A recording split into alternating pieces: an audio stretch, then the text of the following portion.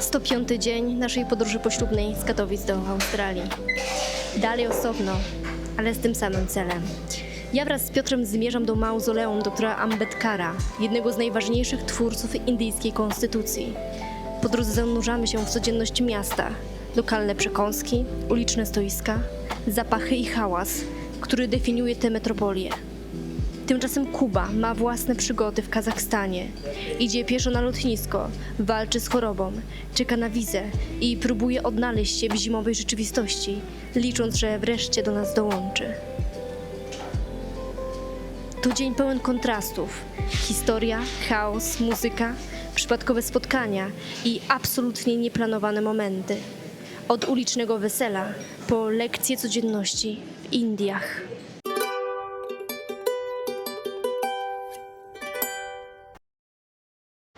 Witaj Mumbai, wśród dźwięków, hałasów, szumu gwaru.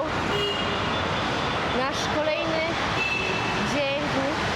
Czekamy właśnie na naszą rikszę. Pan przyjechał.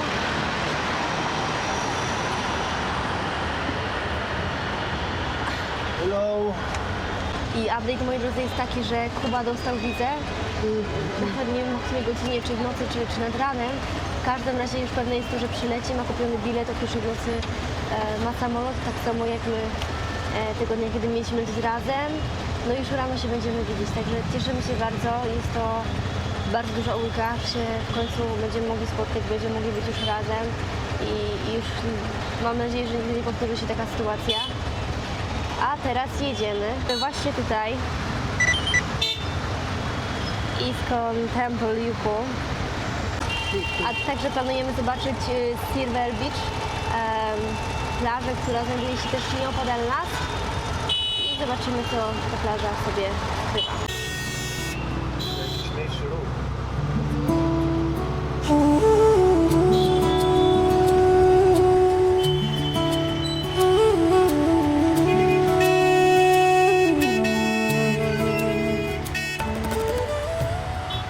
Zwracałam Wam też uwagę wczoraj bodajże, że dach rikszy był z kartonu. To widzicie, że jest już z plastiku.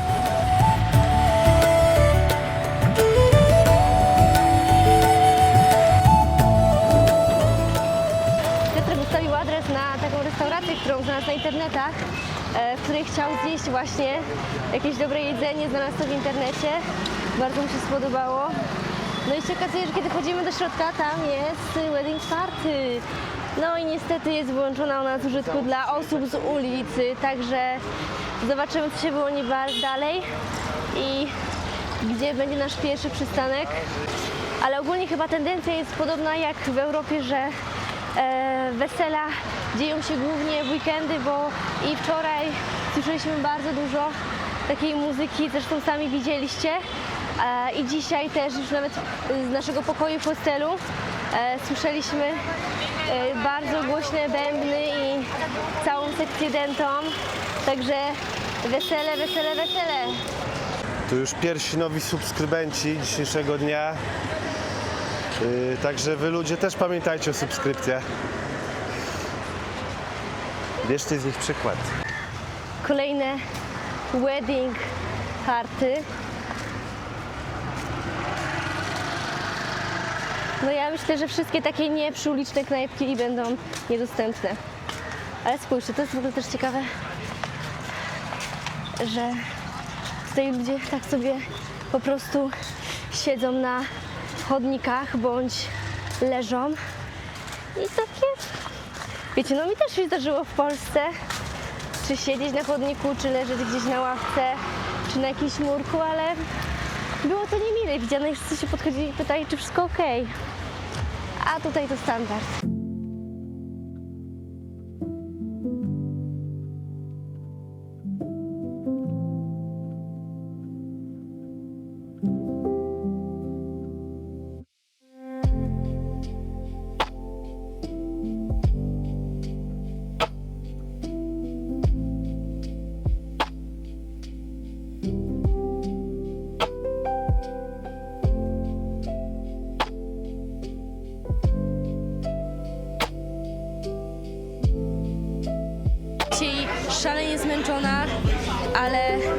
widok kawy europejskiej, prawdziwej kawy, bo jesteśmy właśnie w europejskiej restauracji w Indiach, gdzie tutaj tak naprawdę ciężko jest znaleźć taką kawę normalną, parzoną, a nie 3 w jednym.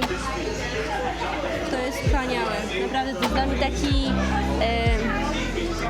odpoczynek, móc dotknąć takiej rzeczywistości, którą znam i naprawdę pić dobrą kawę.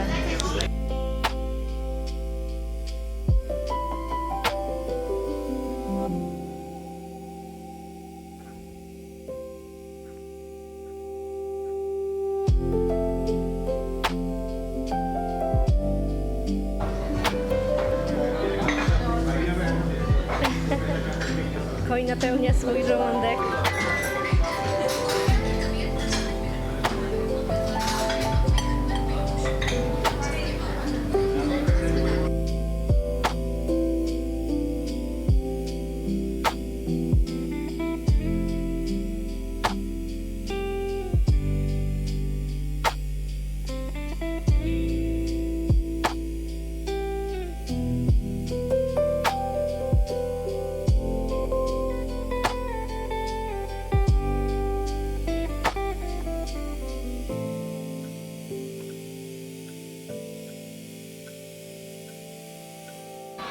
I dotarliśmy do miejsca, które nazywa się Silver Beach.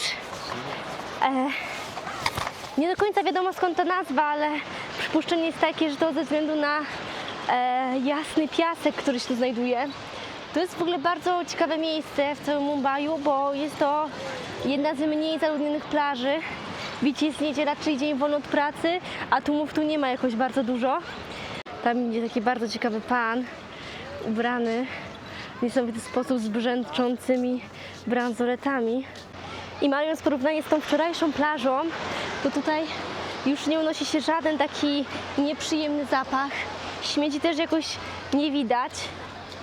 Tutaj bardzo długi pas plaży jest mokry, a to dlatego, że fale bardzo daleko sięgają, szczególnie w porze monsunowej. My na szczęście jesteśmy już po tej porze, także możemy się cieszyć piękną pogodą i pięknym słońcem. Tam się pluskają ludzie. Dobra, jednak jest trochę śmieci. Tutaj pieluszka, buciki tam zostawione, ale to akurat po nie wrócą. Jakieś plastiki, ale przyjemnie. Chociaż patelnia grzeje tutaj niemiłosiernie.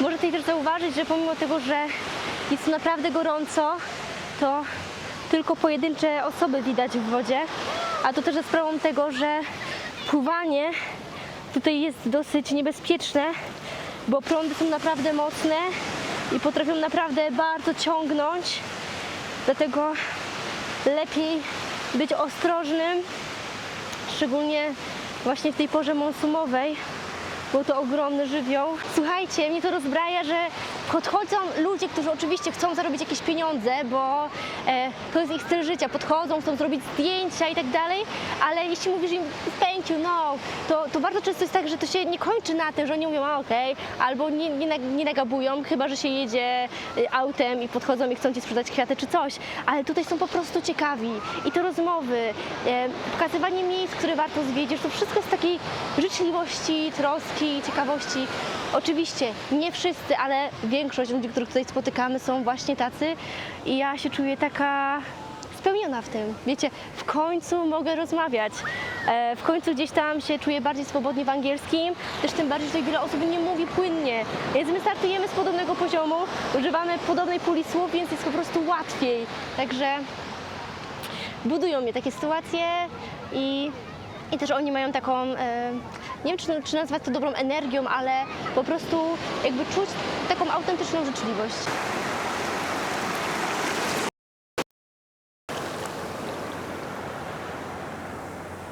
Idą za mną jacyś mężczyźni, chyba mnie gonią do zdjęcia. Zobaczymy, czy im się uda. Yes? Yeah, of course.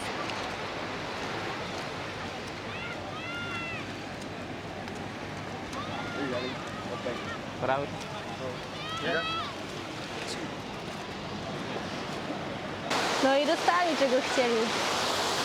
Foto z europejską twarzą.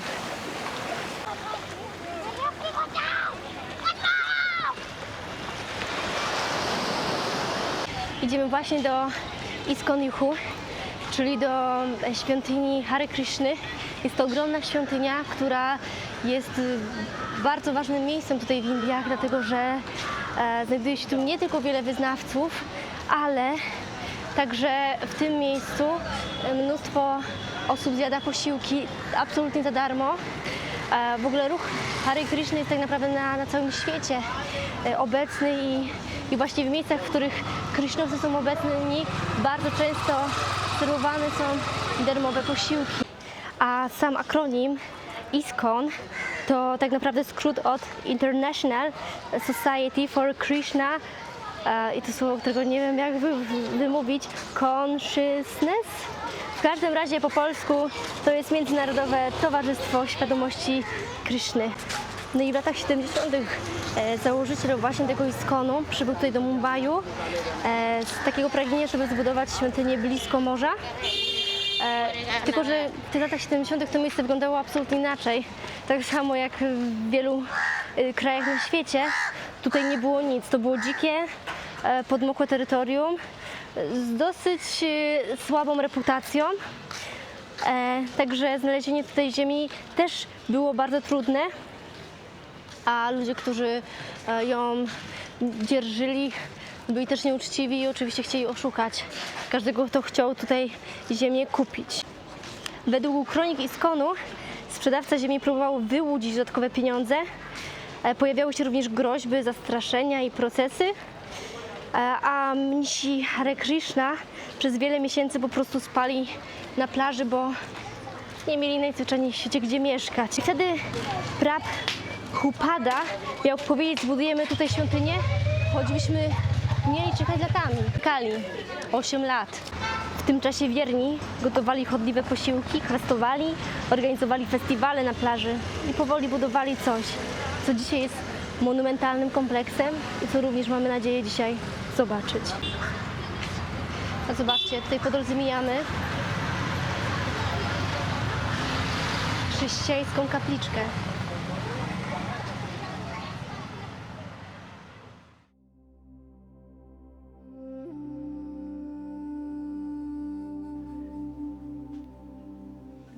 Indie są jednym z najbardziej zróżnicowanych religijnie krajów świata. Obok siebie funkcjonują tu hinduizm, islam, chrześcijaństwo, sikhizm, buddyzm, dżinizm i dziesiątki mniejszych, lokalnych tradycji. W przestrzeni miejskiej, szczególnie w takich miejscach jak Mumbai, widać to na każdym kroku. Świątynie Kryszny stoją tuż obok chrześcijańskich kapliczek, meczetów czy małych ulicznych ołtarzyków.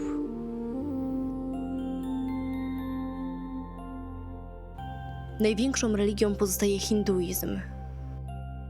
Niezwykle złożony i często określany jako tradycja synkretyczna. Oznacza to, że na przestrzeni tysięcy lat wchłaniał elementy różnych kultur, języków i lokalnych wierzeń. Właśnie dlatego praktyki religijne mogą się tu diametralnie różnić w zależności od regionu, a ten sam Bóg bywa czczony na wiele sposobów. To połączenie wielości i elastyczności sprawia, że indyjska duchowość jest mocno zakorzeniona w codzienności. Widać to zarówno w największych świątyniach, jak i w małych miejscach kultu, które wyrastają gdzieś między ulicznymi straganami.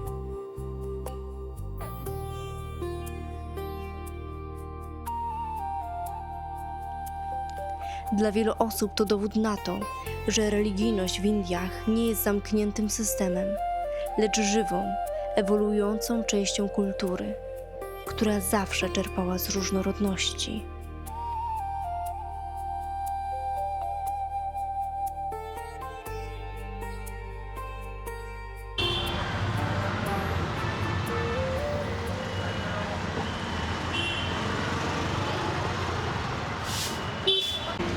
Piotr ubiera nogawki, żeby móc w pełni uczestniczyć w świątyni, bo tak jak w bardzo wielu świątyniach, w większości, jeśli nie wszystkich, obowiązuje pewna kultura, która zakłada, w co się ubierać.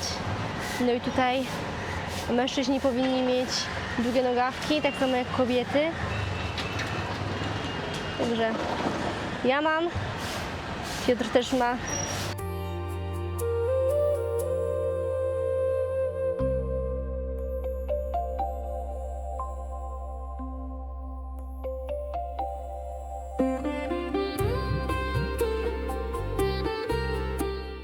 No więc udało nam się wejść, jesteśmy tutaj w kompleksie właśnie tej grupy. Jest tutaj niesamowicie mnóstwo ludzi, bywa tam jest specjalne miejsce, gdzie można stawić buty. Ja swoje zostawiłam pod ławeczką, bo tutaj też niektórzy stawiają właśnie w tym miejscu, żeby się potem nie przepychać. Pan od razu mnie zawołał i powiedział, że mogę tam to zostawić. Pójdę myć ręce, czekam też na Piotra, którego mam nadzieję zaraz wyhaczyć. Męska kolejka była dłuższa i co ciekawe, to kobiety tak tylko pani z grubsza przejrzała, natomiast mężczyźni wszyscy są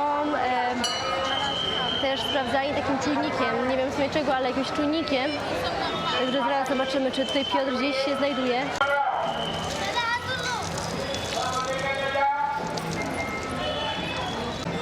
Robimy sobie kolejne zdjęcie.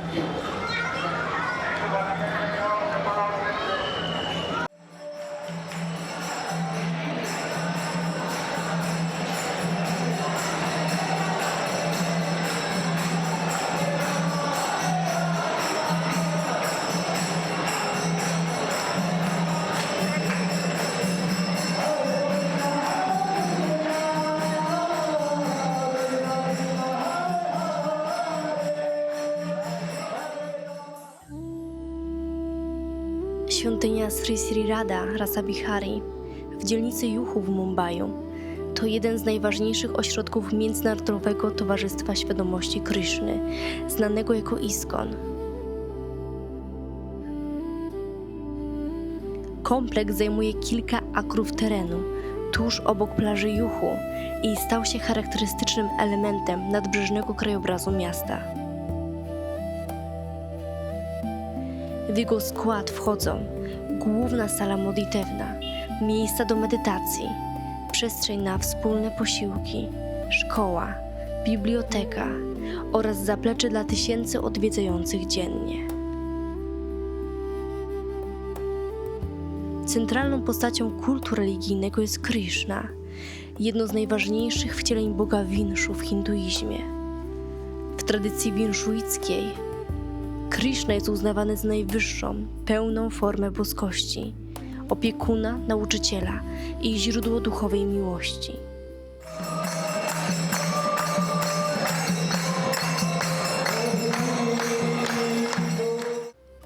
Świątynia czci zarówno Krishnę, jak i Radhę, jego towarzyszkę, symbol absolutnej czystości i oddania. Praktyki religijne świątyni są oparte na bhakti jodze, czyli ścieżce oddania. Wierni powtarzają mantrę Hare Krishna, uczestniczą w rytuałach arati, słuchają wykładów, a także angażują się w służbę wspólnocie.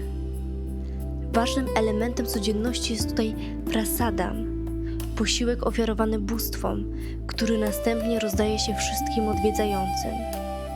To właśnie wokół prasadam gromadzi się wielu młodych wolontariuszy, pielgrzymów i mieszkańców miasta.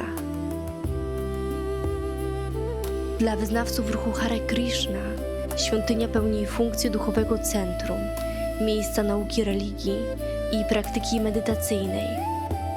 Dla lokalnej społeczności jest również ważnym punktem wsparcia. Prowadzi programy edukacyjne, działania charytatywne i inicjatywy społeczne.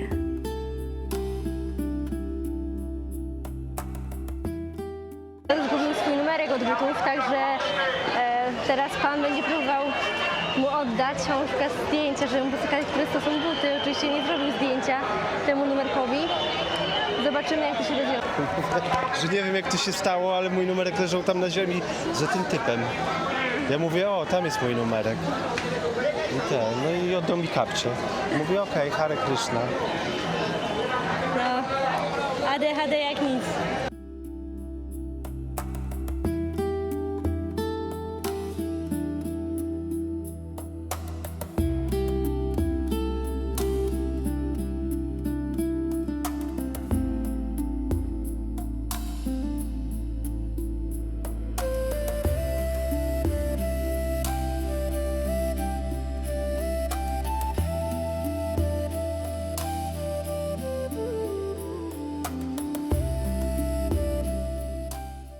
Nie wiem, czy pamiętacie mój wczorajszy obiad, ale trzyma mnie do teraz. Jakoś absolutnie nie jestem głodna, czuję się pełna po brzegi i nie wiem, czy dzisiaj cokolwiek przełknę przez ten pełny żołądek. Ale to dobrze, bo nie muszę przynajmniej myśleć o tym, gdzie, jak i co złapać.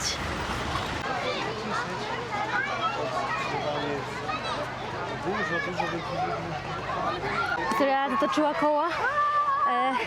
Jak widzicie, ta plaża stała się bardziej ludna niż wcześniej. Obawiam się, że będziemy teraz oblegani przez turystów. Nie turystów, my jesteśmy turystami. Będziemy oblegani przez lokalsów, że robić zdjęcia. Ja nie wiem, czy my tu odpoczniemy, a taki był zamiar, także no cóż.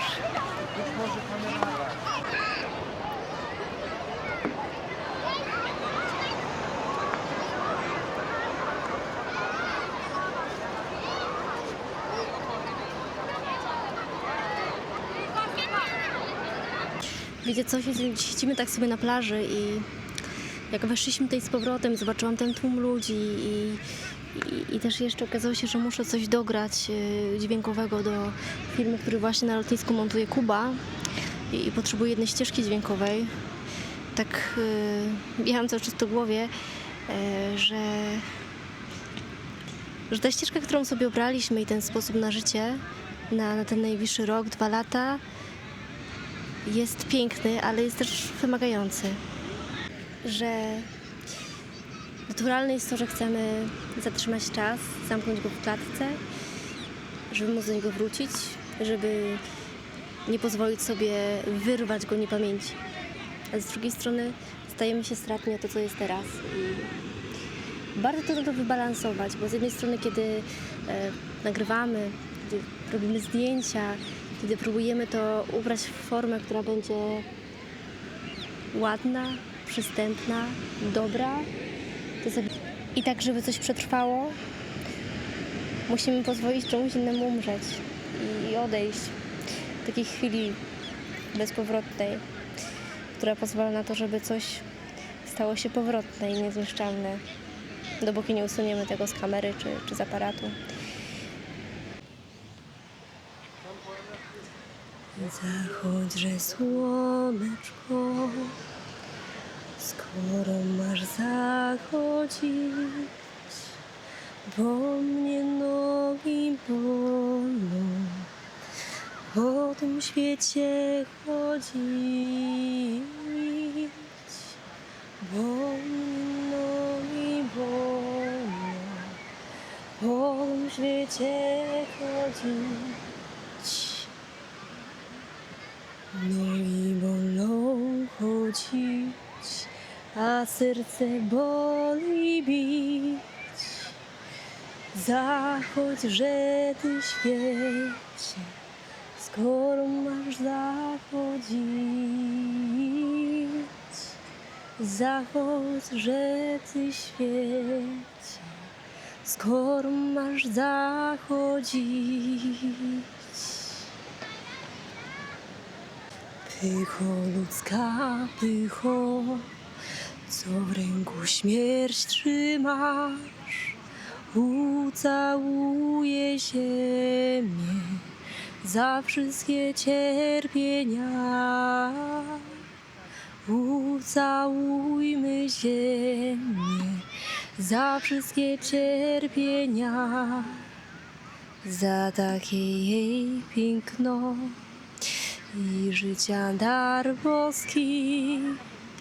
Wstaje kula słońca i po niebie chodzi. Staje kula słońca i po niebie chodzi. Słuchajcie, kolejna niesamowita historia. Siedzimy sobie w restauracji, kończymy jeść posiłek i podchodzi do nas gościu, który właśnie mówi, że pracuje tutaj w restauracji, w social mediach, zajmuje się prowadzeniem strony internetowej i tak się zapytał, czy może z nami zrobić taki review. No ja mówię, że w porządku, no tylko musimy mieć świadomość tego, że nasz angielski nie jest oszałamiający. On powiedział, że jego też nie jest najlepszy. Więc stwierdziliśmy, dobra, spróbujemy. No i tak zapytał nas o kilka rzeczy. Ja tam co umiałam, to powiedziałam. Potem się skończyło i powiedział, że w sumie mój angielski taki niezły. No i tak zaczęliśmy rozmawiać właśnie o naszej podróży. Opowiedzieliśmy mu, jaka jest sytuacja, że czekamy na Jakuba, który przyjedzie i tak dalej. Bardzo miła rozmowa. No i umówiliśmy się na to, że on napisze do nas na Instagramie i być może w ciągu tych 3 dni, kiedy jeszcze tu jesteśmy w Mumbaiu, to się z nim po prostu zobaczymy, czy pogadamy. Także miło.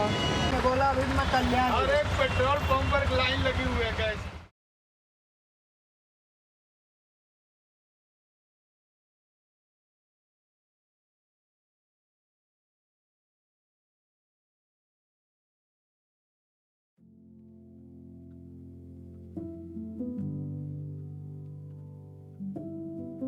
Dobra, wiza jest, bilet jest, wszystko jest kupione, jakieś światło w ogóle. Także cieszę się niezmiennie. Tutaj pójdę. Także cieszę się niezmiennie. O 1:00 w nocy mam lot. Także za kilkanaście godzin. Co, zamyka się czy się nie zamyka? Także za kilkanaście godzin. Kupiłem sobie kawę w końcu. Taką normalną. Także no mega się cieszę, że wszystko się udało. Jest niedziela, także 1 dzień wcześniej niż planowałem wylecieć. No i tak, w końcu będzie ciepło, bo już naprawdę jest tragedia. Fajnie, cieszę się mega. Także aż z tego szczęścia to sobie poszedłem na kebab. W sensie teraz idę, więc następne nagranie to już będzie prawdopodobnie gdzieś tam z samolotu. No, jestem mega zadowolony, bo naprawdę wczoraj już było ciężko, już nie byłem w stanie naprawdę nic zrobić. Siedziałem w jednym miejscu, nagrywałem i montowałem filmy. A tam to tak działa na tym lotnisku, że jakby jak już siedzisz na jednym plastikowym krzesełku, gdzie jest prąd, no to nie możesz z niego zejść, bo ci je po prostu zajmą, a mi te filmy trochę zajmują, więc muszę tam siedzieć i je robić, nie? Więc tak właśnie było wczoraj. No i byłem tam z 6 godzin jakieś, więc no masakryczną ilość czasu. Więc, potem się jeszcze dosiadł jakiś taki śmierdzący typ, ja nie wiem. Nachylał się, patrzył co ja tam robię na tym wideo, też było mega dziwne, no bo nic nie rozumiał, bo to było po polsku przecież. Puszczali sobie ludzie jakieś tam pioseneczki, ogólnie ścisk, no a finalnie widzieliście spałem jak spałem, więc no to też jest dziwna sprawa, no ale fajnie, że się już udało, że już koniec tego i że faktycznie będę mógł dołączyć do Ewy i przez chwilę Piotra. Bo no ten Kazachstan dał mi w tyłek. Srogo dał mi w tyłek, jest to taka lekcja cierpliwości. Dla mnie, ja nie jestem cierpliwą osobą, więc była to naprawdę taka lekcja cierpliwości, doprowadzenia mnie do granic możliwości, tego marazmu, że nie mogę plecaka nigdzie zostawić i tak dalej.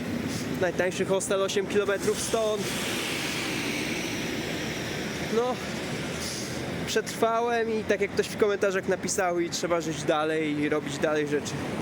Także my widzimy się już w samolocie. No a teraz zobaczymy, co robi Ewa z Piotrkiem. Co ci ludzie tu robią?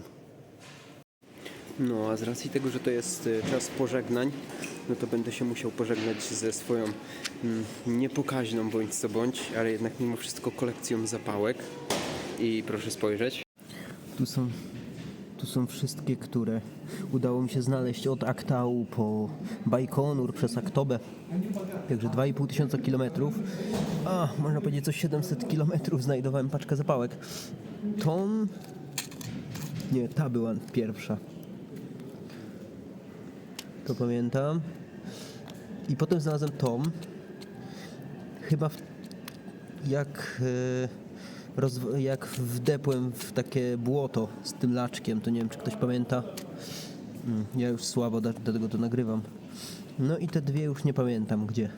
No ale mimo wszystko, kurczę, kolekcja nawet okej, więc trzeba się z nią żegnać z racji tego, że żegnamy się też z Kazachstanem. Będziemy zbierać nowe rzeczy w Indiach.